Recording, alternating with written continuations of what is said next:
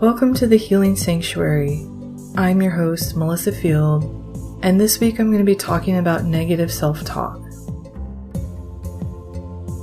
I've been running this podcast for about 5 months now, and for the most part I have stuck to doing meditations and visualizations. Recently I've been opening up to doing more of these discussions and talks on relevant subjects of fear, self-worth, and things like that. And last week I did my first full episode, and it was on the fear of failure. I was really nervous going into the episode, and when I sat down at the mic, I was just flooded with self-doubt and insecurity.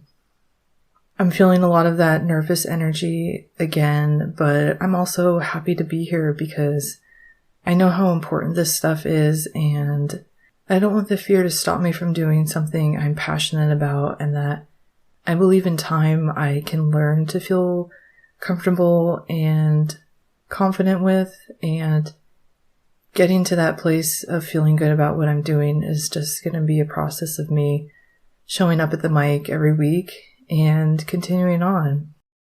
So thank you so much for showing up for this episode today. It's a really meaningful one to me because I have always struggled with negative self-talk, and my thoughts can get pretty intense and pretty dark and tell me I have no value.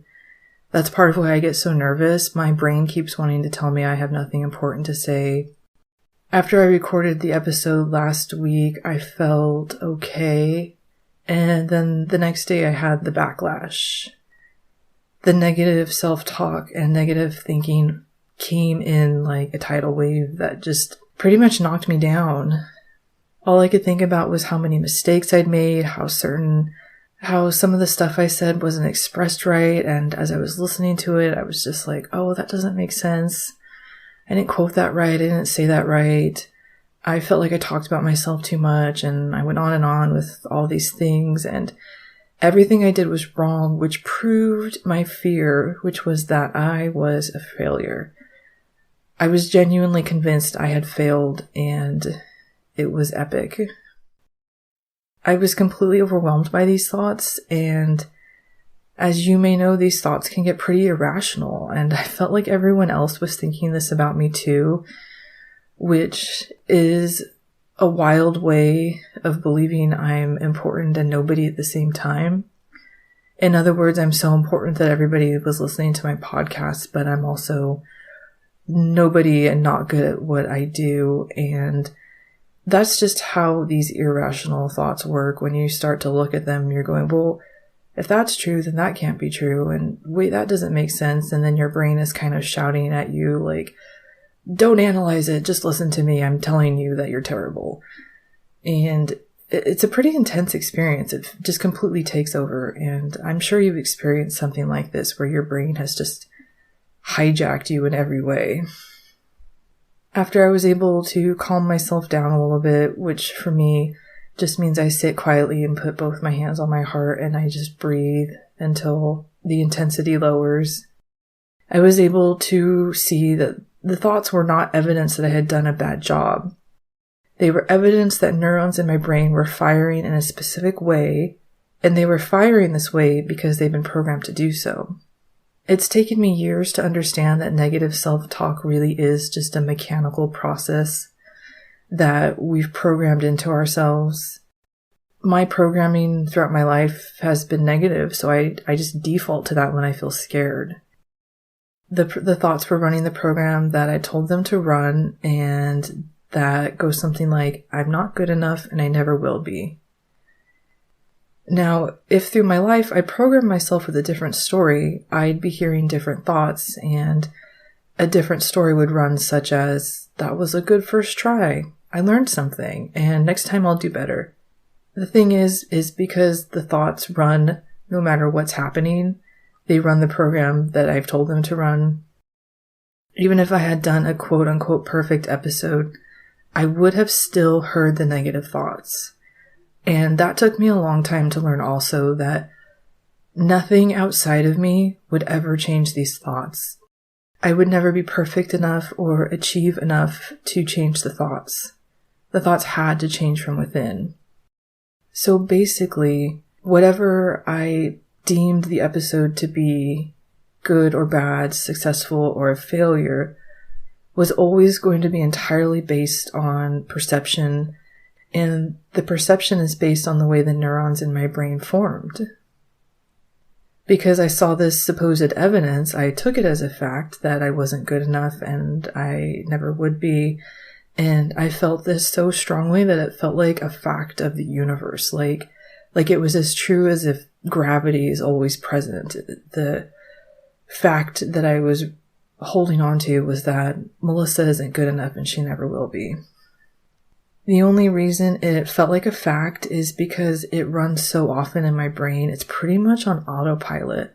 It's just kind of always there chiming in, and that familiarity, that's what tricks us into thinking these negative thoughts are true. Familiarity has a really funny effect on our brain. If we see or hear something enough, we will come to believe it's true. The amazing thing is if I had a positive belief system and positive self-talk, if that is the program that was running, I would have believed that just as much. I would have looked for evidence of my success and of my courage, of what I had done right, but I wasn't looking for any of that evidence. So even though self-talk is purely based in perception, it can still seem really hard to change, and it can still seem like an overwhelmingly fixed part of who we are, like something we're born with, like our height or our eye color, but self-talk is absolutely not fixed. It can be changed, and it can actually start changing right now by just opening up to what I'm telling you, by hearing new things you've never heard before. Maybe hearing somebody tell you that they also struggle with the thoughts you struggle with can have a really profound effect on our brain, and kind of breaking down what we consider to be, as I said, just a fact, when it's not a fact, that we've just looked for any tiny shred of evidence that supports our belief system. There can be 99 things telling me I did a good job, and I will find the one that tells me I didn't, and then say, aha, you see, I knew it. That's just how belief systems work. So they're not telling us anything about who we are. They're just telling us how our self-image formed, and they can be changed.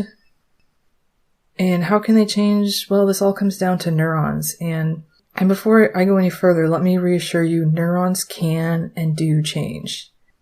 Scientists have found that you can make new neurons, which is known as neurogenesis, well into old age. So it doesn't matter how old you are, your brain is still growing, changing, and evolving based on what you're feeding it. You can rebuild your neural mind map just like you could rebuild a house. You can tear down entire rooms of thought, build new ones, and write your mind map in a way that's beneficial to you. I just want to say that I'm not a neurologist or a psychologist or any sort of brain expert. I'm not an expert in neurons or synapses. I'm simply an expert in my own self-loathing, self-doubt, and fear. And in the years I've spent trying to understand myself and free myself from these thoughts and negative beliefs that hold me back, I've learned a lot about the brain and how it works. But I am still an amateur in all of this information, and so I'm just sharing this for you to help you to be open to some new topics and subjects, and to seek out the experts that can really help you to understand this in a new way. Everything that I share here is just what I know to be true for me, and I hope it's helpful. And once again, don't hesitate to look further into this from people who've done TED Talks, written books. I mean, anywhere that you like to get your information, go for it. I am just a starting point. Let's just talk about how common negative self-talk is. One thing I've learned over the years is that negative self-talk does not mean you aren't good enough, you aren't capable, and that there's something different about you. For me, I often think that my negative self-talk is proof that I'm just not the same as the people I look up to and aspire to be like. I've always believed that successful people fully believed in themselves in a way I never could, and that's why they got where they are, that they must have some innate knowing that they're talented, that they're worthy, that they're good enough, and that self-belief is how they got where they are. And if I don't have it, I must just not be the same. It was incredibly eye-opening for me to learn that successful people not only began with the same doubts and fears as me, but they still had them. I found this so hard to believe that they were basically the same as me. One of the ways I found this was by reading a lot of biographies and memoirs. It was so helpful to me to see that these superhumans are just human. They have the same fears and doubts. They question themselves in the same way. They don't walk into an experience thinking, I'm the best and I deserve to be here. Really, the only thing I've found that I've talked about this before is they're just the people who kept going. So negative self-talk isn't telling you what you're capable of. It's telling you what messages were repeated in your brain as you formed your self-image. That's what negative self-talk is. It's a reflection of what was mirrored to you by those around you growing up. It may have been things said to you, or it may have been the actual behavior of the people who were modeling how to be an adult for you. So for an example, a very insecure parent can teach you that being an adult means being insecure. We take messages in a lot of different forms, and they're not always direct. It's not always somebody criticizing us or putting us down. It's also just sometimes looking at the people around us and how they respond to the world, because we learn everything about being a human from the people who raise us. We learn how to write, how to speak, how to eat, even how to go to the bathroom. And we learn how to have confidence or not. The messages you receive most likely came from your parents or your caregiver, but they may have also not been from the people directly responsible for raising you. It could have been teachers, society, magazines. Movies and television have a big impact on telling us who we are. Your church may have had messages for you. Going to your friends' houses, you were getting different messages. There's a lot of information coming at us when we're children that we don't really know how to process until much later.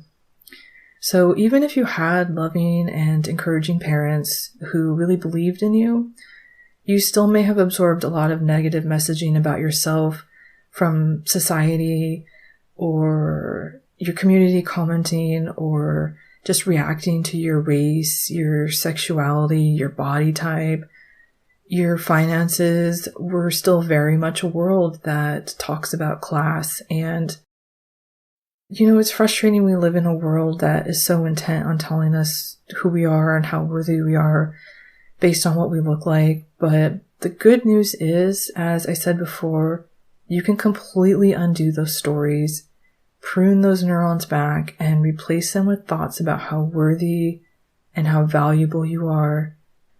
All those messages society gave to you, you're just going to pull them out like weeds and say, no thank you, and grow some beautiful flowers in their place. So even though we look out at successful people and we think, well, they have fans and they have people who believe in them, so that's different. They don't have negative self-talk in the same way I do. They just believe in themselves in the way I never will.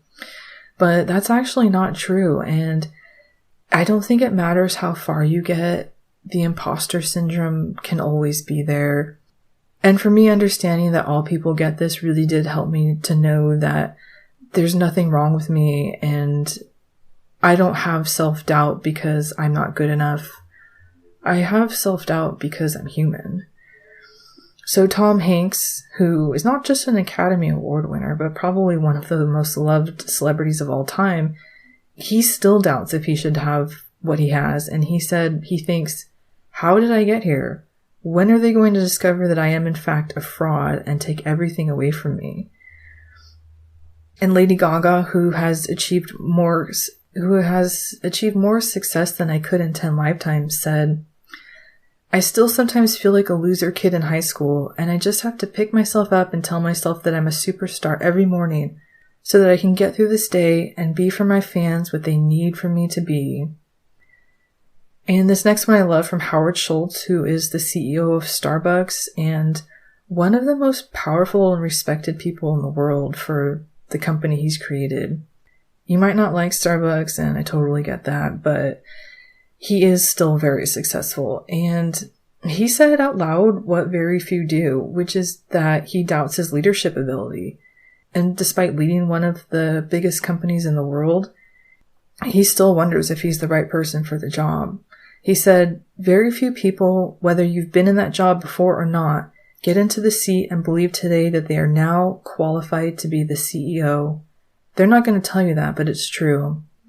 So even for people who get to the top and they're running the company because, people believed in them enough to get them there, or they just made the right choices, they're still wondering, am I good enough? Am I the right person for the job?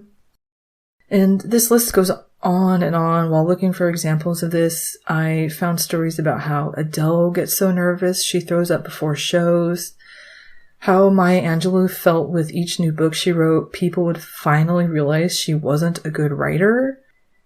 Penelope Cruz, the actress, said that every time she starts a new movie, every single time, she thinks she's going to get fired. She thinks this is the time they're going to see, you know what?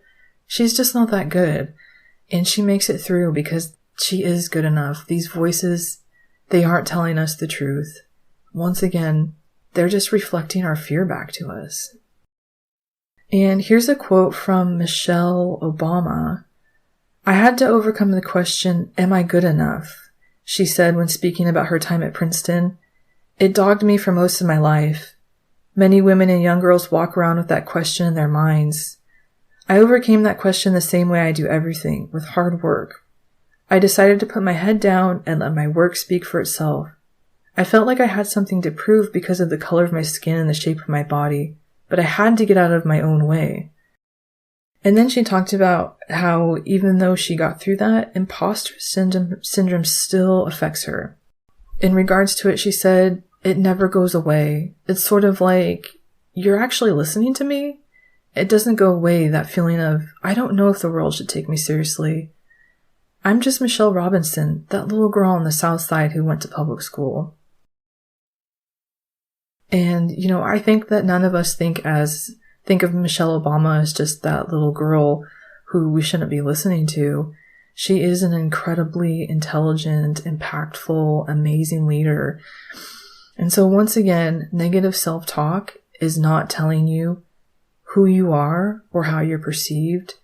It's just telling you that there's a part of you that's still very scared, and that's okay. That's a natural part of being human. Now, at this point, you might be thinking, okay, everyone has negative self-talk, but mine is true. And not only that, but people have told me I'm not good enough. People have criticized me. People have rejected me.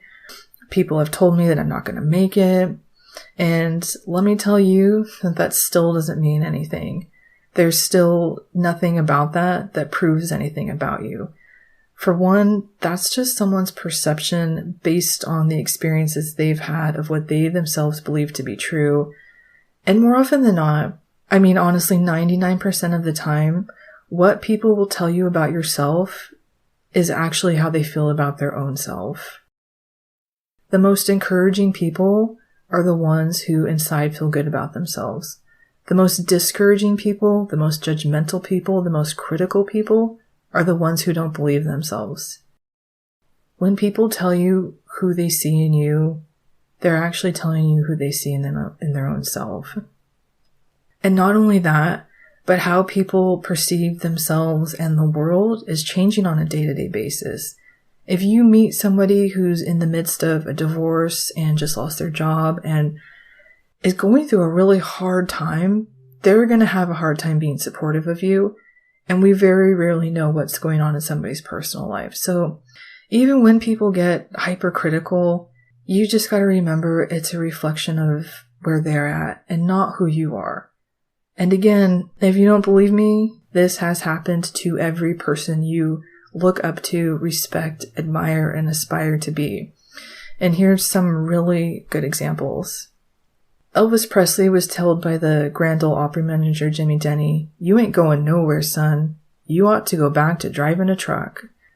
I mean, if I was an aspiring singer and somebody told me that I had no potential and to go back to my job, I probably would. During Fred Astaire's first screen test with MGM, and if you're not familiar with Fred Astaire, he was essentially the most popular, successful singer, dancer, actor of his time. There were very few people more famous than him in his heyday. And he was told at his screen test that he can't act, can't sing, slightly bald, and can dance a little. So nothing encouraging about that, and definitely negative. I mean, telling him he can't act. And again, if he let that tell him who he is, we wouldn't have Singing in the Rain. Well, we would, but Fred Astaire wouldn't be in it, and it would be an entirely different movie. One of the most famous examples of this is Walt Disney, who went bankrupt 4 times before finally succeeding. Along the way, he was told he lacked imagination and had no good ideas, and this is something that's repeated about Disney a lot. I think that he was fired from a newspaper. Well, I actually read a biography about him, and I was shocked to find that these little anecdotes about him failing are a small part of how much he failed. His life was full of obstacles and people telling him he can't and why it wouldn't work. Every time he had a breakthrough and he made a success, he still had to prove himself again and again. And he was often rejected, belittled, criticized, and questioned every step of the way. Making Mickey Mouse didn't just give him a free pass for the rest of his life. People still doubted him. And one story that really stuck out to me was when he was actually trying to get Mickey Mouse off the ground and he showed it to an exec. And the guy doubled over with laughter, with tears in his eyes, laughing at Walt's face about how stupid he thought it was. And Walt was absolutely humiliated and dejected by this. But it didn't stop him because, I guess he just knew that other people couldn't tell him what was possible. And so, if people in your life have tried to tell you critical things, negative things, to tell you who they think you are, let me just tell you that when somebody doesn't like you or what you're doing, that doesn't mean they know what they're talking about. If you can create Mickey Mouse, arguably one of the most successful icons of all time, and have people rejecting it and laughing at it because they think it's nothing, then what people are telling you about what's good enough and what's not that's pretty meaningless. So now that we've covered how common negative self-talk is, let's get back to talking about neurons.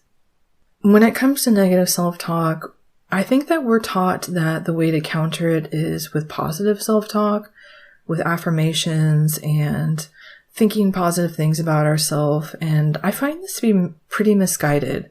For me, it was much more helpful to just understand my brain and how it works and how did this all start.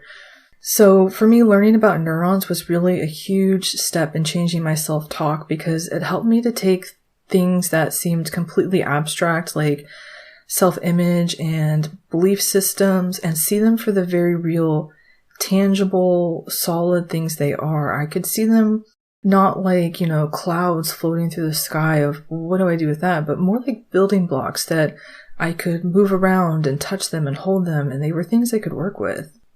Before understanding neurons, thoughts just seemed like unknowable, mysterious things, and then I began to understand that they weren't that mysterious. They're just biology and chemistry.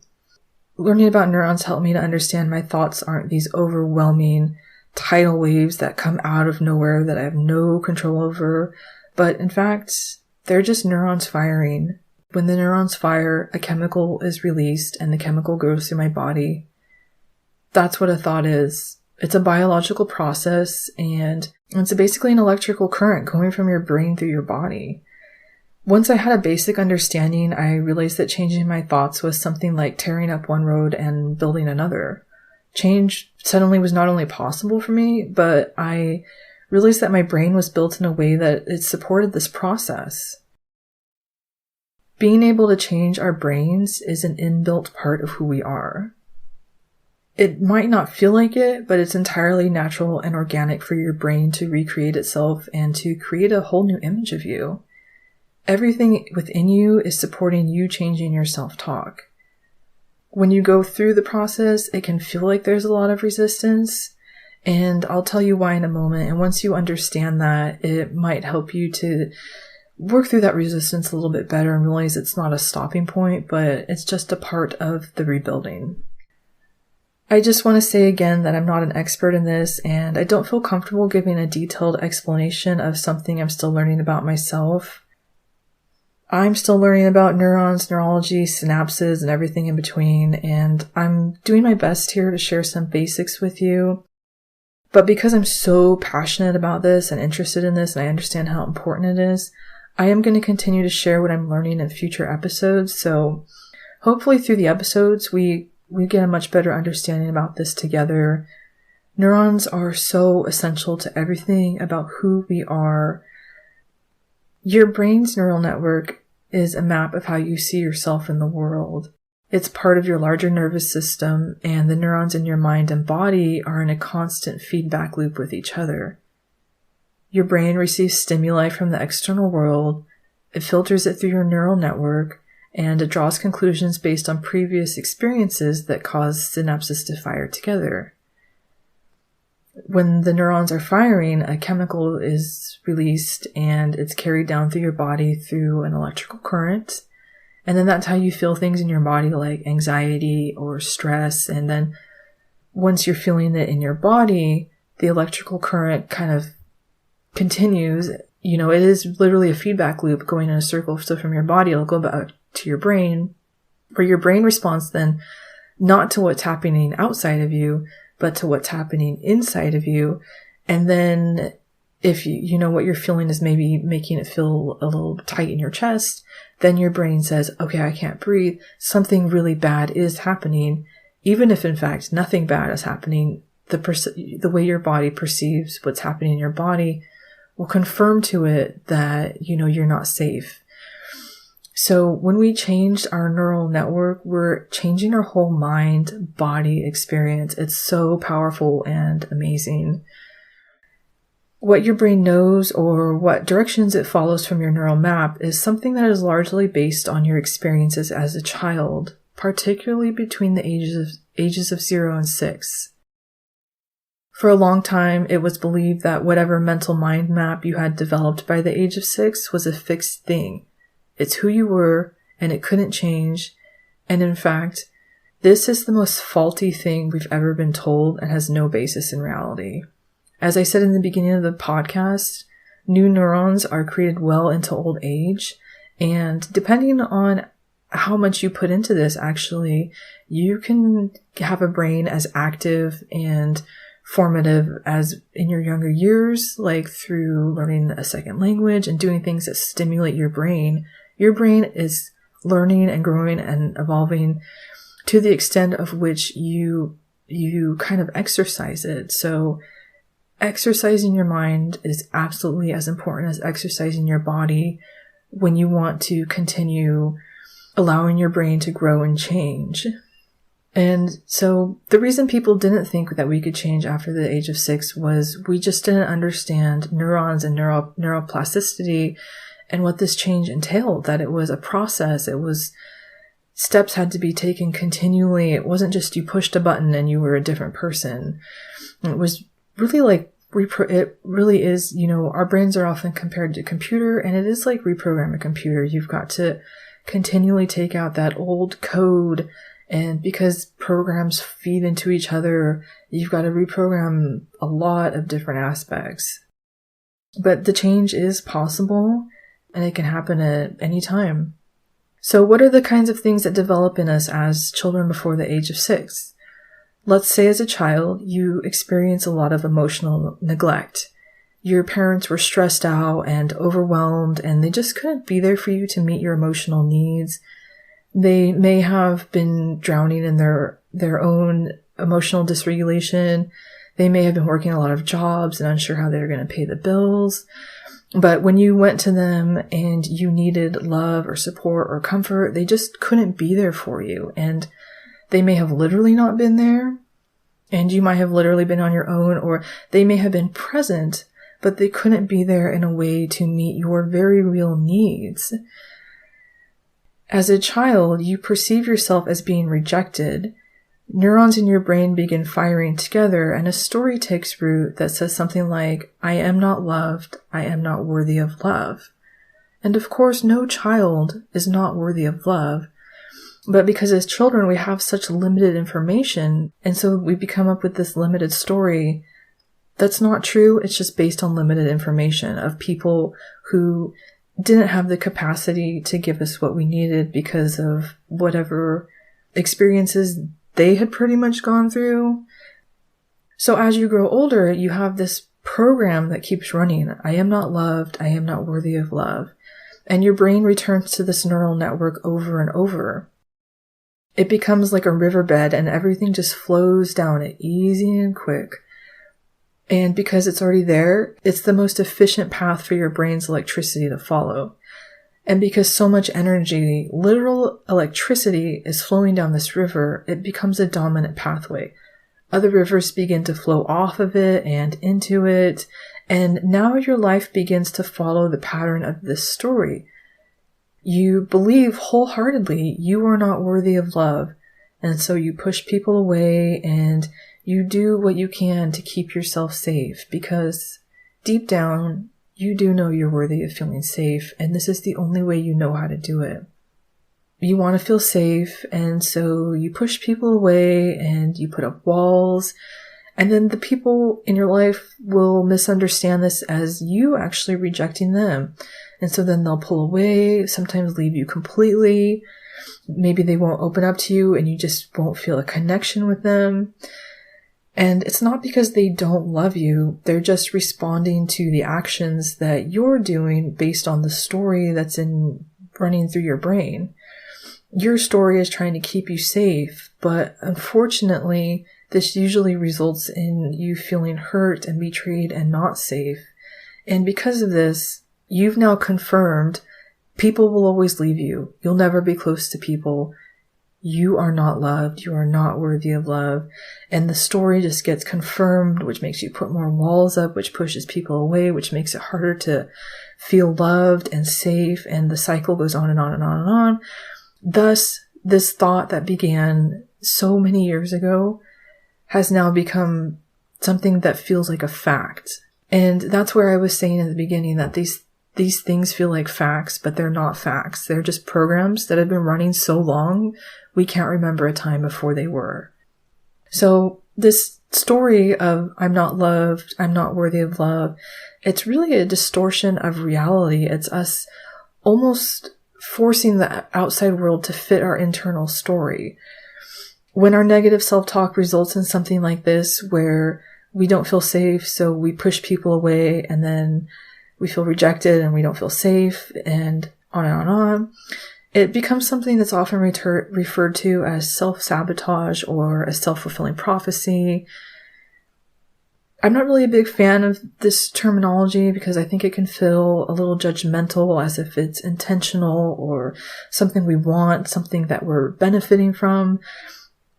But it's never intentional. It's not something we're trying to do to ourselves. And I just want to remind you that you're not doing it on purpose. You're not doing it because you want to hurt yourself or anyone around you. It's not your fault your neurons are firing in this way. There's nothing wrong with you, your brain, or how you think. You know, I gave the example of somebody feeling emotionally neglected and then creating the story, I'm not loved, I'm not worthy of love, but there are millions of different stories that develop in this way that give us this distorted sense of reality. And all it is you're following a map you drew when you were 5 years old. So give your 5-year-old self some love and say, hey, you know what? You did the best you could with what you knew, but it's time to update this map with all the new things we know now. So in your mind, in your brain, you have this neural network, this map of what you believe to be who you are and how you will interact with the world. In order to change the map, you have to break up the old neuron clusters and replace them with new ones. And because your brain naturally wants to follow the pathways that are there, it will continually default to what it knows. It's like a marble always rolling downhill. It's not that your brain is saying, no, we have to go this way. It's just like kind of the force of what's there. It's just the natural flow of the electricity. And this is where that resistance comes in that makes us think that change is impossible or it's never going to happen. It's because it does take effort to root up the one dominant pathway and then shift over to a different pathway. It's like if you tore up the road of your street, that's going to take time and effort. And then to build a new one will take more time and effort. So all along the way, we might be thinking, oh, it doesn't work or it's not possible for me. But it's really just that you're mid-construction and you just got to keep going. When your brain is defaulting to these negative thoughts that feel familiar, you don't want to think, well, my brain keeps going there, so that must be all there is for me. It must be true. It's just you're mid-process. Don't give up. Keep going. And depending on your childhood, if you were abused or there was a lot of trauma or a lot of chaos is going to determine, what this is going to look like for you. So don't compare yourself to anybody else who's changing. You're on your own path, going at your own rate, and you know what's right for you. You know what you need. You know what you've been through, and no matter how you go about it, you deserve to feel loved and to feel worthy and to feel your brain working for you and in a way that feels good. So for me, when I'm facing a repeated negative thought, such as I'm a loser, which is something I used to think a lot. I mean, it would just be there like on a trigger. Sometimes I would just even wake up and the first thing I would think is like, oh, I'm such a loser. It was so repetitive and natural that I didn't think I would ever root it out, but it's actually gone down about 90%. So I'm giving you all of this information based on the knowledge that you can change. Change is possible. I've seen it in myself.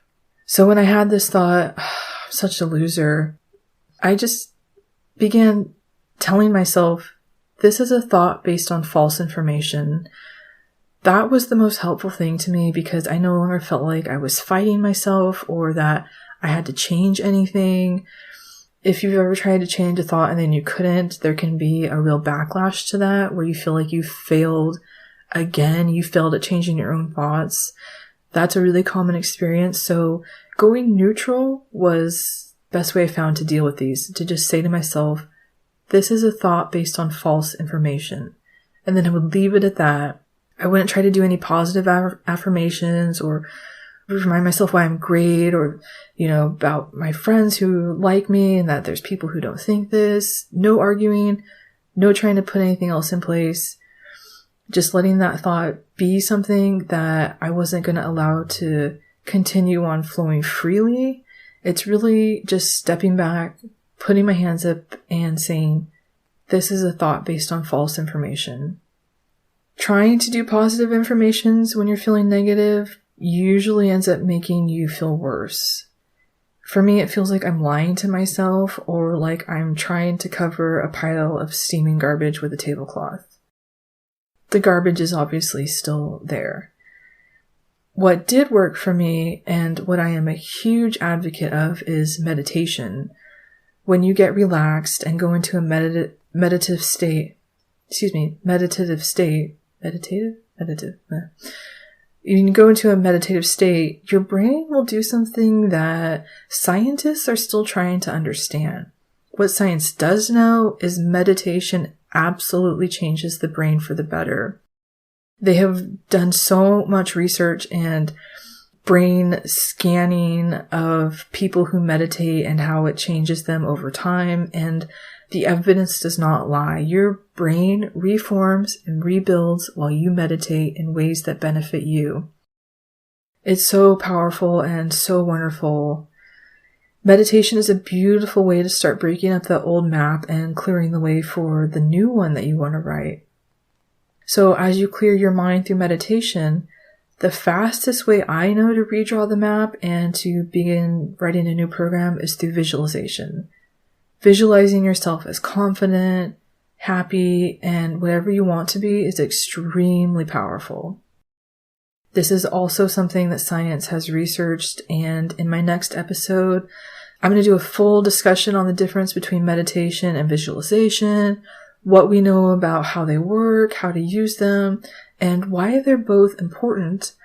Meditation is really kind of the focus right now of mental well-being, but visualization, it's so important. And I hope you'll join me next week when we get into this. I'm really excited about it. But meditation is not the only way to change your neural map. Another way is by changing your daily habits. And I don't mean changing where you start writing positive affirmations, but just changing how you go about your day, changing your routine. When you start doing things different, your brain will take notice and it will be forced to start creating and using new pathways. It will remind your brain that it's malleable, it's changeable, and it'll essentially become comfortable with being uncomfortable. It will learn to embrace the new. When I need to shake things up, I'll start getting up earlier. I'll change my morning routine. I'll do some light exercise in the morning.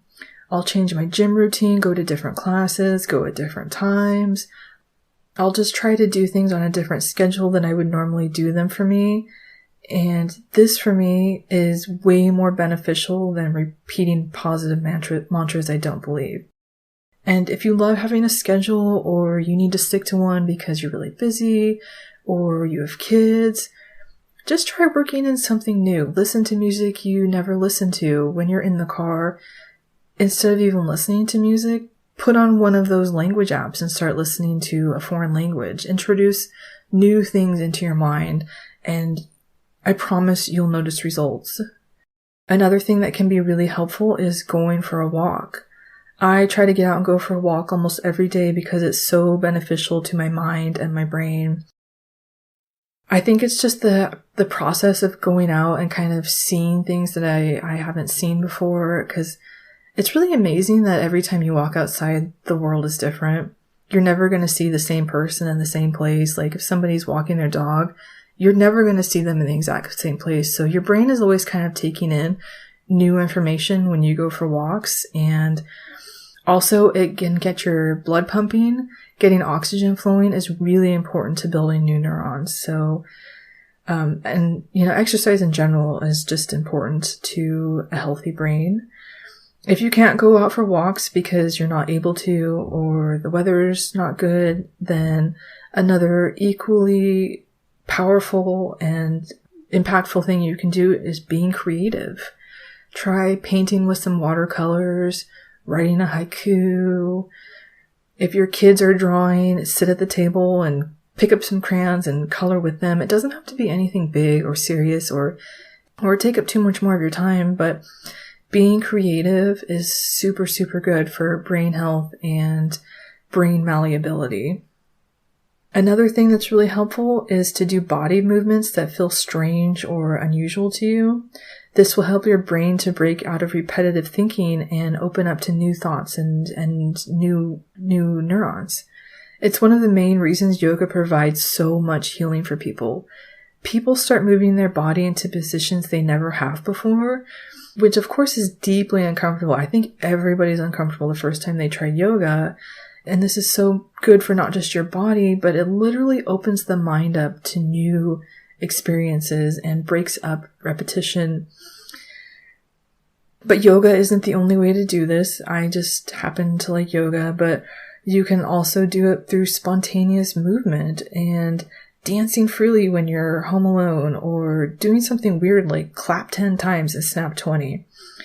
And that sounds weird because it is weird, and that's the whole point. If it doesn't feel weird, then it's comfortable to your brain, and changing your mind map is all about letting go of what feels comfortable. And honestly, at its root, that's all negative thinking is. It's thoughts we've thought so much they feel comfortable. They don't feel good, but they feel as if they belong there, and this is entirely an illusion. They don't belong there, and they can be pulled out like weeds at any time. Because once again, those are thoughts based on false information. I'm going to finish here and leave you with my final thought, which is that you are so much more worthy, more valuable, and more important than you know. Your brain might be trying to convince you otherwise, and if it is, all you gotta say is, these are thoughts based on false information. When you start to have thoughts built around the truth of who you are, you will know because they will feel good. They will feel like sunshine, like light, like energy. A lightness will come over you. They'll feel like a warm hug. And as someone who was once so low, my self-esteem was in the toilet, and everybody was worried about me because I was just drowning in my own self-loathing. I promise you, change is possible. And just by listening to this episode and hearing things you maybe never have before, you're already in the process of building new neural pathways. So all you gotta do is keep going and remember to take rest when it feels good. Honor yourself. This isn't a sprint, it's a marathon. Thank you so much for listening. I can't wait to come back next week and talk to you all about meditation and visualization. It's a topic I'm really excited about and that I'm very passionate about. If you know someone who would benefit from this episode, please share it with them. And if you'd like to help support this podcast, you can do so by leaving a rating. Your support truly makes a difference. If you'd like to connect with me further, you can find me on my Instagram at meditate_with_Melissa and on my website, melissa-field.com. And if you're ready to dive into some meditations and visualizations, scroll through this podcast.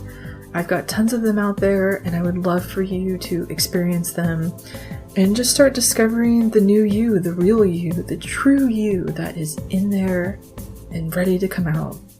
Alright, I hope to see you soon.